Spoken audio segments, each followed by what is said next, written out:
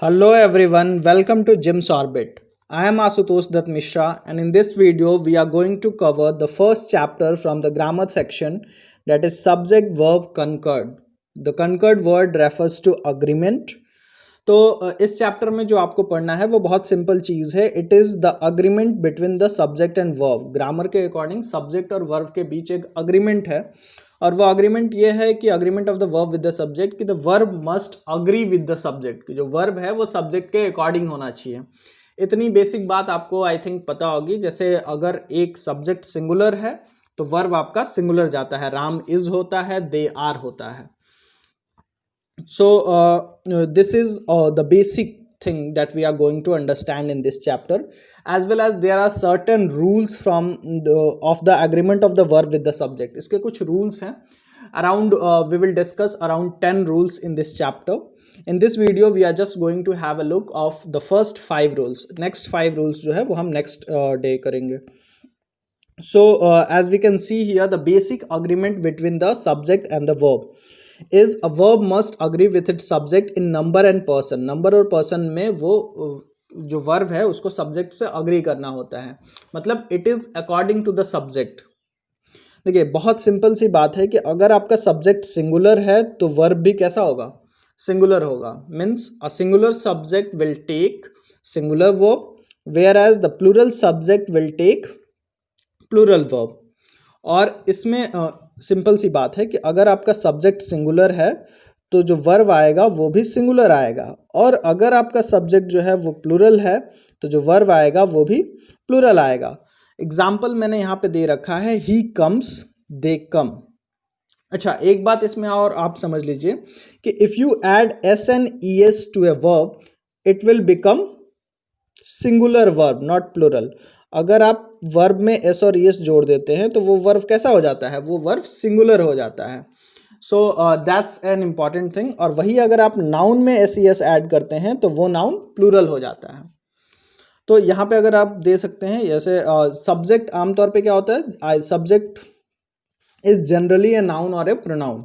तो he comes, he is third person singular number, that's why verb जो है वो आपका क्या है? कम्स है. और यहाँ पे they come, they is third person plural number, तो वर्ब जो है वो कम है. यानी वर्ब जो है वो अपने बेसिक फॉर्म में प्लूरल वर्ब होता है, और अगर आप उसमें एस और ई एस ऐड कर दे तो वो सिंगुलर हो जाता है. एक और यहाँ पे एग्जांपल है, Sohan is going to school. Sohan is a singular और उसके साथ आप इज इस्तेमाल कर रहे हैं. Churchill was a great orator and politician of his time. यहाँ पे देखिए आप जो प्रोनाउन भी यूज हुआ है वो चर्चिल के अकॉर्डिंग हुआ है, जो हिज देयर नहीं इस्तेमाल किया गया है. So was. So the basic agreement is that a subject must agree with the verb. Sorry, a verb must agree with the subject. Verb जो है वो सब्जेक्ट से अग्री आपका करना चाहिए. क्लियर है बात? अगर सिंगुलर, यही बेसिक अग्रीमेंट हुआ सब्जेक्ट और वर्ब के बीच. जो बेसिक अग्रीमेंट हुआ वो यही हुआ कि अगर सब्जेक्ट सिंगुलर है, singular subject will take singular verb and plural subject will take plural verb. So this is the basic agreement between the subject and the verb. अब इसके कुछ सर्टेन रूल्स हैं. अगर बात इतनी आसान होती तो we don't have to study this chapter, but कुछ सर्टेन रूल्स है. We will have going to have a look over this 10 rules. 10 rule हम इसमें देखने वाले हैं. So let's have a look to the rule number 1. देखिए, if two singular nouns और pronouns joined by and require a plural verb. अगर दो singular noun को आप एंड से ऐड कर देते हो then it will take plural verb. Simple सी बात है कि अगर दो सिंगुलर नाउन एंड से ऐड हो गए तो it will become plural. For example, he and I were playing. He and I. अच्छा, इसका ऑर्डर भी आपको पता होगा कि प्रोनाउन का जो ऑर्डर होता है पर्सन के अकॉर्डिंग वो 2 3 1 होता है. Means first of all you will use the second person, ये प्रोनाउन की बात है, then third person and then first person. That's why here he and I and he नहीं होगा. He and I were playing and were is the plural verb. Was were आपको पता है, was is singular, were is plural. तो were is the plural verb here, and he and I, those singular subject connected with and that's why we have used the verb plural. Gold and silver are precious metal. तो gold and silver, these two singular noun connected with and, और these two singular subject connected with and, that's why and से connected होने के बाद वो क्या plural sense दे रहे हैं and that's why the verb will be are। देखिए यहाँ पे एक ध्यान देने वाली जो बात है, नोट आपको बहुत ध्यान देना होगा। अगर दो singular noun connected by and suggest one idea और सिंगुलर सेंस, अगर दो नाउन को कनेक्ट किया गया है but the idea is singular, उससे जो मीनिंग निकल रहा है, सेंस पे आपको ध्यान देना होगा बहुत ज्यादा, then the verb will be singular. For example, bread and butter is my favourite breakfast. Bread and butter is my favourite breakfast. यहाँ पे bread and butter two nouns but the idea is singular, breakfast की बात की जा रही है, is his favourite यहाँ पे है, तो that's why is a singular verb here. But इसी को आप अगर डिफरेंट आइडिया के साथ क्रिएट करना, मैंने अलग अलग चीजें, bread and butter are two different items, clear. Time and tide waits for none, waits यहाँ पे सिंगुलर वर्ब जो है वो इस्तेमाल किया गया है। This example is also should be noticed, the novelist and poet is dead. यहाँ पे नॉवेलिस्ट एंड पोएट दो नाउन को ऐड किया गया है एंड से, but the sense is singular. कैसे सिंगुलर है? जो आदमी नॉवेलिस्ट था वही पोएट भी था। इसको आप ऐसे भी समझ सकते हैं कि जितने आर्टिकल इस्तेमाल होंगे ना, जैसे द लगा है और इस पोएट के आगे कोई आर्टिकल नहीं इस्तेमाल हुआ है, तो एक ही आर्टिकल है, that's it means that the same person is novelist as well as the poet. वही व्यक्ति नॉवेलिस्ट भी था और पोएट भी था। अगर इसी को ऐसे लिखा जाता the novelist and the poet are dead, तो दो अलग अलग लोगों की बात की जा रही होती। This one is an important example, ये आपको थोड़ा सा कंसिडर करना होगा। नाउ आई होप आपको जो रूल 1 है वो क्लियर होगा कि दो सिंगुलर नाउन अगर ऐड से एंड जोड़े जाते हैं and then the verb will be plural. But note आपको ये देना है कि अगर सेंस सिंगुलर का निकल रहा है then we will use the singular verb, okay. Now move on to the rule second. This one is an important rule here, if two subjects are joined by as well as, अगर वो as well as से जोड़ा गया है with, along with, together with, and not, it's not here, in addition to, but, beside, except, rather than, accompanied by, like, unlike, no less than, nothing but, तो ये सारे word अगर आपको इस्तेमाल किए गए हैं, मतलब एक सब्जेक्ट और उसके बाद सेकंड सब्जेक्ट के बीच जो कनेक्टर का काम है वो अगर ऐसे वर्ड कर रहे हैं as well as, with, along with, together with, and not, in addition to, but, beside, except, rather than, accompanied by, then the subject और देन द वर्ब, जो आपका वर्ब है वो फर्स्ट सब्जेक्ट के अकॉर्डिंग जाएगा, आपको ध्यान देना है। फॉर एग्जाम्पल से समझिए, I have given here, the ship with its crew was lost. The ship is a singular and that's why here we use singular verb was with its crew. Crew is plural, मतलब ship जो है वो अपने crew members के साथ जो है वो एक तरीके से गायब हो गया, समुद्र में कई बार ऐसा होता है। तो it was lost because the connector is with here. Justice as well as, what is it, sorry, justice as well as peace allow it or something, तो justice as well as peace allow it or mercy allow it, I think here it should be the word mercy, justice as well as,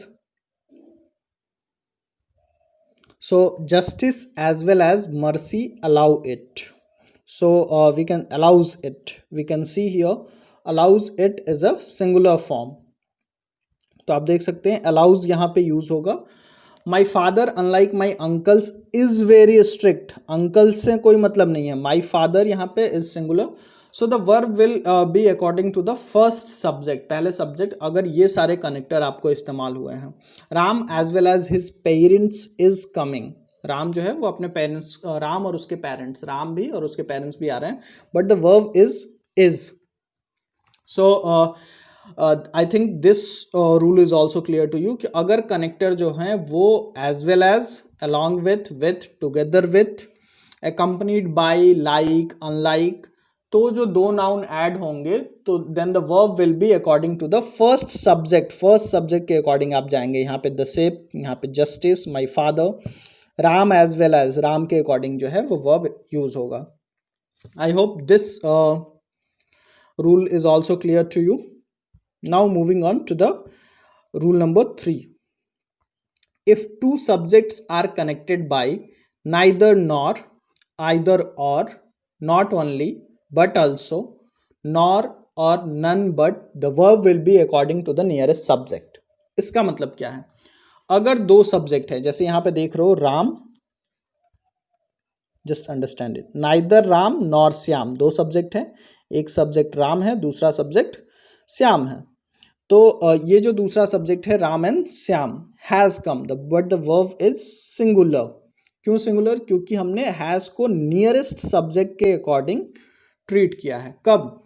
जब neither nor से add किया जाए, या फिर यहाँ पे भी नाइदर नॉर से ऐड किया गया है, यहाँ भी नाइदर नॉर से ऐड किया हुआ है, यहाँ आइदर और से ऐड किया हुआ है, यहाँ भी नाइदर और nor, here it is nor. तो neither he nor I am mistaken.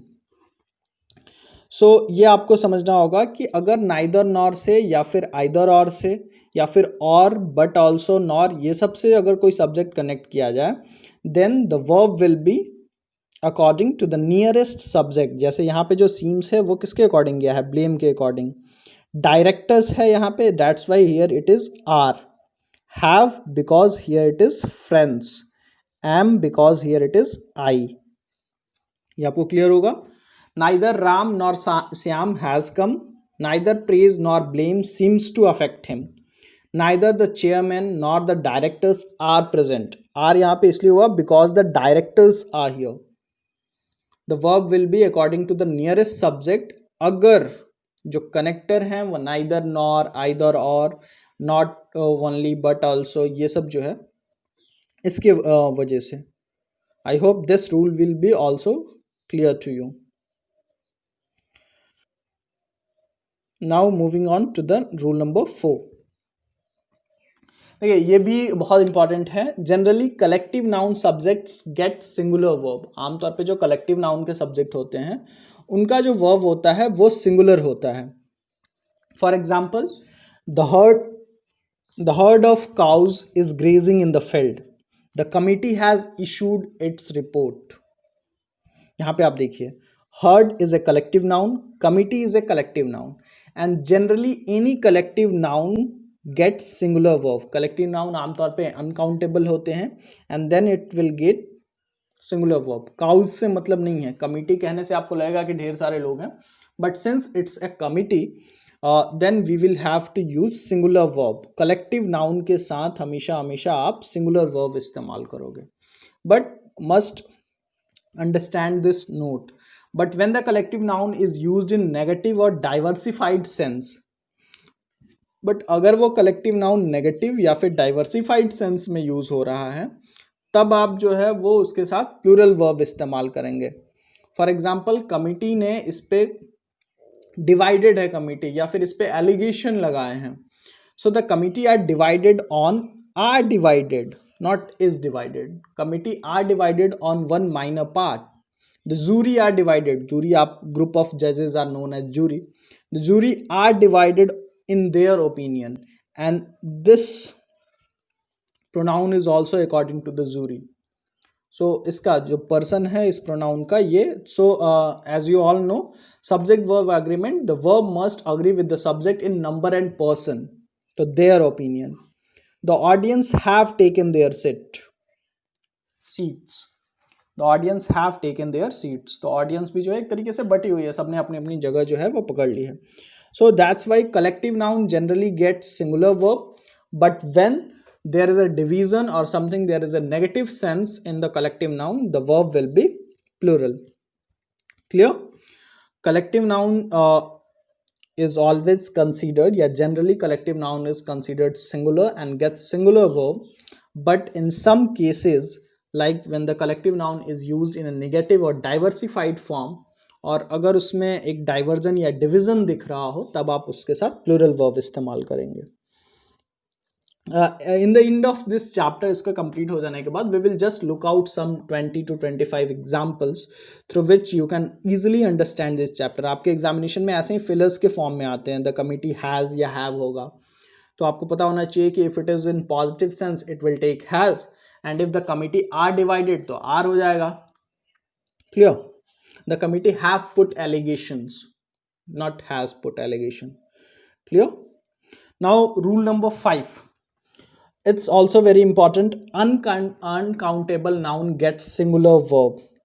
यहाँ पे कुछ अनकाउंटेबल नाउन के मैंने लिस्ट दे रखी है, जैसे furniture, advice, work, evidence, equipment, news, information, luggage, baggage, scenery. ये कभी भी प्लूरल नहीं होते हैं। एडवाइसेज नहीं होगा, फर्नीचर्स नहीं होता है, वर्क्स नहीं होगा।